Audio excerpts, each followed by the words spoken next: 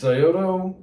Call it whatever works for you, I suppose. I actually, my home jam where I first learned this song when I was just picking guitar and banjo around on it, they called it Big Sciota. I've come across it in other iterations, mostly as Big Sciota, but I've done some digging on it. I can't really determine which one is which. There are people that have different opinions about the chords, which way the chords go, blah, blah, blah. So all I'll say is I'm going to call this one Big Sciota, and we're going to play it this way. In my home jam, we played it this way, and it was called Big Sciota. So like I said, whatever works for you. So please follow along with the tab in the video description. The tabs and lessons are always free to you if you would like to support this channel and the endeavors of this channel, which is to bring free music education to folks out there, free music and lessons and tabs. I have 2 tip jar links that are in there as well. Helps me keep all these instruments strung up, you know. It's kind of an expensive hobby in that regard. So, that said, that's not what's important. What's important is picking some better tunes. Let's dive into Big Sciota. Please open the tab and let's go. Note about the tab, arrow direction. An up arrow is a down stroke. I say this every video, but it bears repeating. Think about the direction of your pick and the tab, and you're looking down at the tab and you see the D, your G, your D, your A, and your E. The way that that's positioned is just as if you're looking down at it. Your pick, those arrows indicate the direction your pick is going. So now that that's cleared up, let's get into Big Sciota.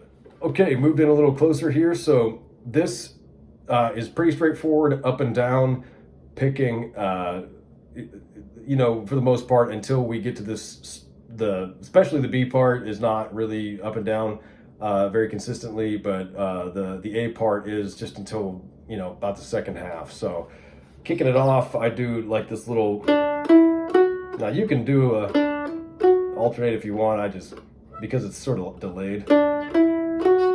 So if you're counting it on 1, 2, 3, 4, and 1, 2, 3, 4, it comes in about the midway between the 3rd and 4th beat. So if we do the 1, 2, 3, okay, then we do this up, down, up, down, up, down on the D string on 5, 4, 5. And on our way back up, we're going to catch the 2nd fret of the A.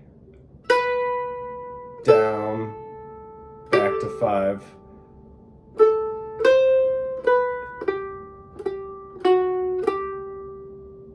So it's pretty much just up, down, up, down, up, down, up, down. So now on your next upswing, you're going to do this 0, 2, 4 again. Now that was up, down, up, and then down again.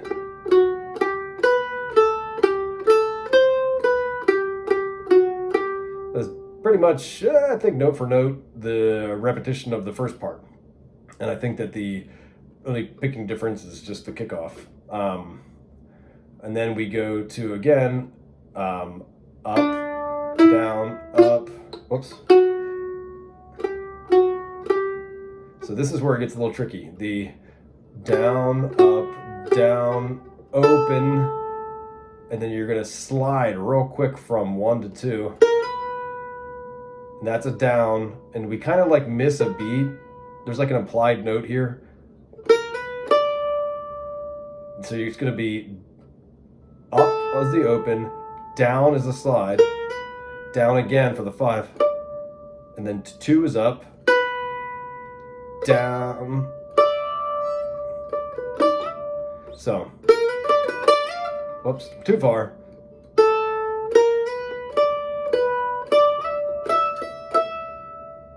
That's our slide. Let me do that again. This is on the 2nd line of tab. This is the open 2, 4. Whoops.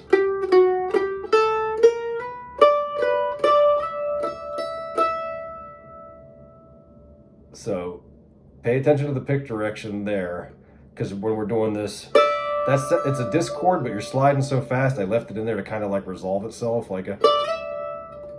So you're doing this down, and then you're doing 3 pick motions for the open and 7 together, but you're just gonna go. But it starts on another down, so we go. Okay, then we go down again.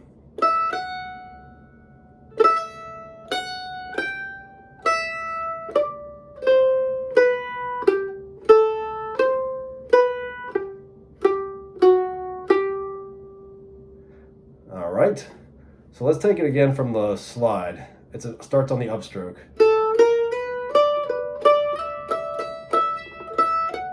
Oops.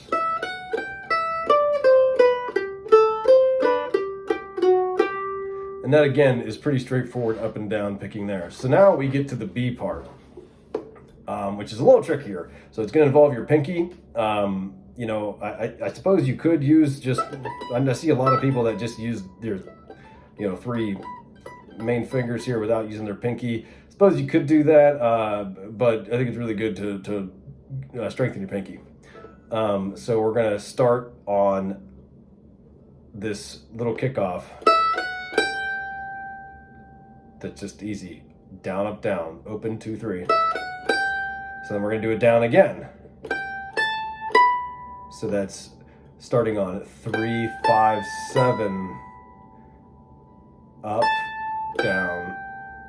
So think about this as a couple little licks just broken up. So our first lick is down, up, down, down, up, down, up, down. So the second one is first one, second, and then we have, whoops, I'm sorry. The third lick is, so 3, 5, 5, 7, 5. Then our fourth lick is 5, 7, 5, 3, 2, and so on. I'm not gonna read all the numbers out. So, and it's just up and down.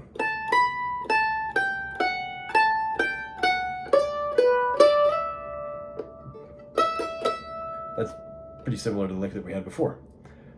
And then we do this.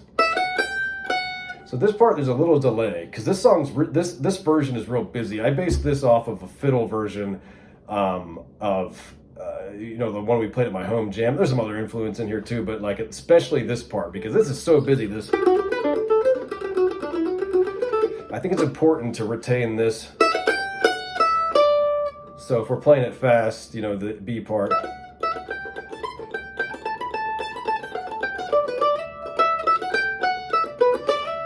So I didn't want to do to keep it fast. I kept this. It still is a little quick, but it's not as busy. And I think it gives it that really distinctive. For me, when I hear that, it just brings me back to my home jam in Morgantown, West Virginia here, and just so it feels pretty good to listen to. So take it from the top of part B again, or just little.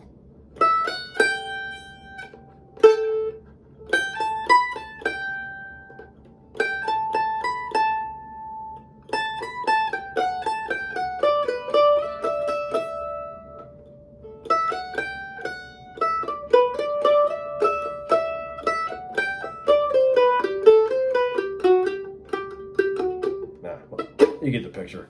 I clipped the note there at the end. So that is pretty well this song. So I use chop chords in this. So I will kind of go over those quickly. I'll have them in the tab. I find that there aren't a lot of books or resources out there that contain a lot of chop chords. I don't know why. It's all open mandolin chords. Even for like the bluegrass stuff, I'm like, everybody uses chop chords, but you can't find them. So I'm using a G chop, and I'm using a C, a D, and we have an E minor. Like I said, these are going to be in there. So, as you play along, you have the verse is like, lived on the river all of my life, ain't know nothing but toil and strife, can't go home again, no, I can't go home again. So that's just G, C, and D. And then the refrain or the B part is it's G, D, East and west the highway rolls, Lord have mercy on E minor, oh, my poor soul. What you gonna do with the C, D, O? Stop blue-eyed baby, oh. So I think that a lot of the people that argue against which song is which version, some people say that like the E minor comes after the C, some people say it comes before the C. This is just one version of it, so don't take it as law. That's how you play big Sciota. So yeah, but that second, the refrain, you know, east and west the highway rolls, Lord have mercy on my poor soul. What you gonna do with the baby, oh? Miss my blue-eyed baby, oh. So have fun with it. This is a great one. If you ever get into a jam setting, somebody's playing a variant of this song, so you know, it's probably easy to adapt on the fly if you have to change the positions of something, and just pick along until you get it. Have fun with it. It's a great song. It reminds me of my home jam, but also reminds me of my hometown. So until next time, thanks for watching.